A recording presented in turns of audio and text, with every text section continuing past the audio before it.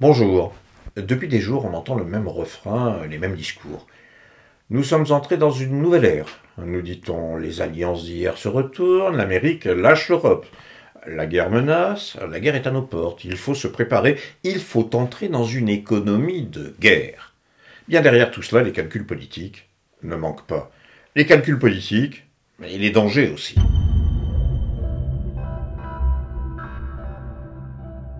Ursula von der Leyen, la présidente de la Commission européenne, donne le ton en évoquant le déblocage de 800 milliards d'euros pour l'industrie de guerre. Pour les 800 milliards, les critères de Maastricht qui ont toujours été mis en avant pour interdire les revendications des peuples et toute politique sociale un peu ambitieuse seraient mis de côté. L'engagement de maintenir le déficit public dans la limite de 3% du produit intérieur brut serait soudain balayé. 800 milliards donc. En utilisant les fonds de cohésion, c'est-à-dire l'argent destiné aux régions européennes les moins développées en termes économiques, pour les rediriger vers les projets militaires. 800 milliards, en donnant mandat à la Banque européenne d'investissement d'accorder des prêts à l'industrie de guerre. Tout cela est cousu de fil blanc. C'est à qui fera preuve du plus grand empressement pour piquer l'argent qui pourrait aider les peuples et remplir les poches de l'industrie de guerre. Nous aurons à faire de nouveaux choix budgétaires et des investissements supplémentaires qui sont désormais devenus indispensables. J'ai demandé au gouvernement d'y travailler le plus vite possible. Ce seront de nouveaux investissements qui exigent de mobiliser des financements privés, mais aussi des financements publics. Depuis des mois, des années déjà, les crédits de guerre sont augmentés. Et ce n'est qu'un début.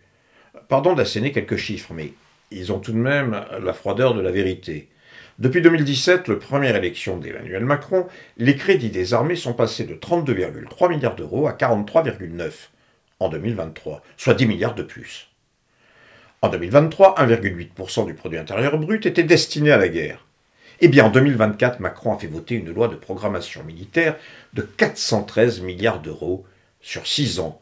Et aujourd'hui, sa frénésie guerrière le pousse à prévoir 5% du produit intérieur brut destiné aux dépenses militaires. Conséquence immédiate, bien, les Français dans leur ensemble seront victimes de cette politique, car ces milliards, ce sera autant de moins pour les hôpitaux, pour les écoles, pour les services publics en général, utiles à la collectivité, autant de moins pour les retraites par exemple, ou tout simplement pour les salaires. Pour cela, il faudra des réformes, des choix, du courage. Serrez-vous la ceinture, l'heure est à l'économie de guerre. Voilà le sens pratique de cette politique qui nous concerne directement. La guerre doit permettre à Macron et à son gouvernement de faire passer les mesures que les Français ne veulent pas. La guerre en Ukraine est entre autres bienvenue pour Macron afin de justifier une Europe fédérale, néolibérale, post-nationale.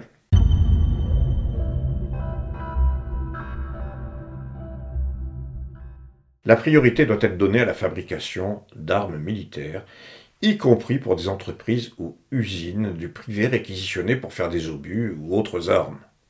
L'industrie de guerre. Voilà le pitoyable moyen que le capitalisme met en avant pour tenter de faire repartir l'économie. L'État commande, l'État produit, l'État paye. Ah, le rêve pour contrôler le marché, n'est-ce pas? Cela dépasse l'Ukraine. Des armes, il faudra des années pour les produire, pour se les procurer. Eh bien, c'est pour des années qu'ils décident de nous engager dans cette voie. Oui, quoi qu'il advienne, il nous faut nous équiper davantage. La production d'armement est déjà en route. Là encore, les chiffres sont parlants. Nexter, qui fait des canons César, a doublé ses cadences et en produit 12 par mois au lieu de 6. Dassault est passé d'un Rafale assemblé par mois à 3. C'est peu, direz-vous. Eh bien, tenez-vous bien. Pour les obus, on change carrément de braquet. On produisait entre 2012 et 2017 500 obus de 155 qui équipent les canons César. On est passé à 100 000 en 2024, soit 80 000 pour l'Ukraine. Oui, on passe de 500 à 100 000 obus produits par an. Comme toute marchandise, pour réaliser sa valeur d'échange, pour se vendre, pour rapporter un profit, il faut qu'elle ait une valeur d'usage appréciée. En quelque sorte, il faut qu'elle serve. Et il faut donc que les armes soient utilisées pour rapporter, pour ne pas être produites à perte. C'est donc la guerre qu'il faut pour les États qui investissent et pour les capitalistes de l'industrie d'armement qui font leur chou gras sur la misère, sur la destruction, la dévastation, sur la mort. Pour eux, que ce soit en Ukraine ou ailleurs, vive la guerre!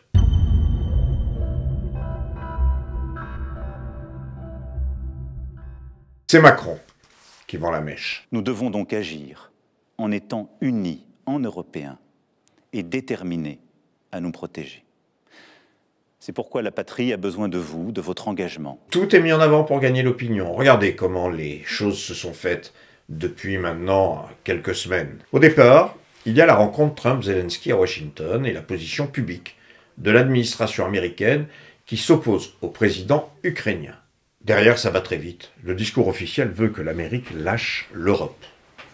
En réalité, c'est ne rien comprendre aux relations exactes entretenues depuis des décennies entre l'Amérique et l'Europe. L'Amérique, le capital américain, a toujours vu l'Europe comme un marché suffisamment puissant pour acheter, mais pas assez pour concurrencer l'Amérique. Non, Trump, à sa façon, comme ses prédécesseurs, avec son style bien particulier, fait valoir les intérêts de ses propres capitalistes. Trump, depuis son élection, a pour leitmotiv le retour sur investissement. Money is money. Cela est vrai partout, cela est sa devise. Ouvrons une parenthèse, en Israël par exemple, armé par les Américains. Eh bien Trump demande aujourd'hui son dû. Le président américain publie sur les réseaux sociaux une courte vidéo assez obscène, générée par intelligence artificielle, de Gaza, transformée en Côte d'Azur du Moyen-Orient. Après des images de ruines et d'enfants dans les décombres, suivent des gratte-ciel, des yachts, des voitures de luxe, ou encore des palmiers. Elon Musk, généré également par intelligence artificielle, en costume sur la plage, distribue des liasses de billets verts à des vacanciers tout sourire. Puis surgit le président américain, le premier ministre israélien, Benjamin Netanyahou, torse nu, côte à côte, sur des chaises longues, sirotant un cocktail à la terrasse d'un hôtel portant le nom de Trump. Et en bande sonore de cette vidéo, une chanson créée aussi par intelligence artificielle scande le Gaza de Trump numéro 1. Money is money. Oui, voilà la devise américaine. Et bien pour l'Ukraine, Trump a compris que la Russie, contrairement à la volonté initiale des États-Unis, ne sera pas défaite et décide donc de tirer avantage de la situation telle qu'elle se dessine sur le front. Sa volonté est d'abord économique. Il évalue à 350 milliards l'aide accordée à l'Ukraine dans les 3 dernières années. Et bien pour se rembourser, il décide de s'emparer des terres rares, mais aussi des minerais du sous-sol ukrainien. Dans la logique américaine, il s'agit de transformer l'Ukraine en colonie livrée au pillage des multinationales qui entourent Trump.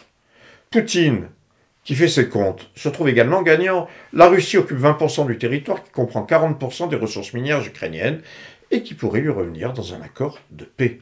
Voilà le point de départ, dont nos politiques et commentateurs ont occulté la réalité pour réduire tout cela à une question de sentiment, d'humiliation, d'ego, pour servir leur cause guerrière. D'ailleurs, l'accord de Zelensky pour céder aux Américains les ressources de l'Ukraine semble avoir, comme par hasard, apaisé les tensions. On a voulu nous vendre l'Amérique, pays de la démocratie, et ses responsables, défenseurs des libertés, alors qu'en réalité, la guerre en Ukraine et les positions respectives des Américains et des Russes sont celles de puissances impérialistes qui s'affrontent pour leurs propres intérêts. À partir de là, dans le domaine de la manipulation des esprits, tout est allé très très vite. Comme toujours, il faut d'abord utiliser et propager la peur. Rappelez-vous l'épisode Covid. Eh bien, on remet ça recommence. Notre prospérité et notre sécurité sont devenues plus incertaines, et il faut bien le dire, nous rentrons dans une nouvelle ère. Au-delà de l'Ukraine, la menace russe est là et touche les pays d'Europe, nous touche. La Russie est devenue, au moment où je vous parle et pour les années à venir, une menace pour la France et pour l'Europe. Et oui, la menace revient à l'Est. Et l'innocence, en quelque sorte, des 30 dernières années, depuis la chute du mur de Berlin, est désormais révolue. Et puis, c'est au tour du ministre des Affaires étrangères de prendre le relais. Jamais le risque d'une guerre sur le continent européen, dans l'Union européenne, n'a été aussi élevé parce que depuis bientôt 15 ans, la menace ne cesse de se rapprocher de nous. La ligne de front ne cesse de se rapprocher de nous. Et Van der Leyen s'y met pour l'Union européenne. Urgently have to rearm Europe. Et le ministre des Affaires étrangères remet ça dans la foulée de Macron et qui continue de donner le ton. Tout ce beau monde a affirmé ne pas vouloir négocier avec Poutine. Mais qu'est-ce que ça veut dire? Il voulait donc la reddition sans condition de la Russie, ce qui exige la guerre totale, nucléaire inclus. Tout le reste, c'est du baratin qui permet aux petits bourgeois salonards de paraître courageux, défenseurs intransigeants de nos valeurs. L'économie de guerre, qui appelle la guerre tout simplement, fait l'affaire des chefs d'État européens, comme de Trump, contrairement aux apparences. Pour les chefs d'État européens, à l'image de Macron, Ils espèrent politiquement un resserrement des liens, une sorte d'union nationale autour du chef, un sursis, tellement ils sont en réalité rejetés par leurs peuples respectifs. Pour l'Union européenne, dont la démonstration est faite qu'elle ne sert que de paillasson sur lequel l'impérialisme américain ou les oligarques russes peuvent allègrement s'essuyer les pieds, et il s'agit de sauver la face. Et pour Trump, son désengagement de l'Ukraine n'est en rien une preuve de pacifisme. Il change juste ses priorités. Son ennemi de substitution se situe en Asie, c'est la Chine. La Chine est un concurrent direct, le concurrent à la domination mondiale, et c'est vers lui que l'Amérique trumpiste porte dorénavant son attention. Ainsi, l'annonce d'un accord Trump-Poutine, synonyme d'un désengagement en Europe, doit donner la possibilité à l'impérialisme américain de concentrer ses préparatifs militaires sur un conflit à venir avec la Chine. L'armement de l'Europe est une bonne affaire pour Trump aussi. Ce sont d'abord les industriels américains qui vont en profiter. Et l'Europe armée, c'est en plus une force potentielle pour les prochaines guerres à venir. La guerre, ils veulent la guerre et manipulent les peuples qui, au fond, eux, aspirent à la paix.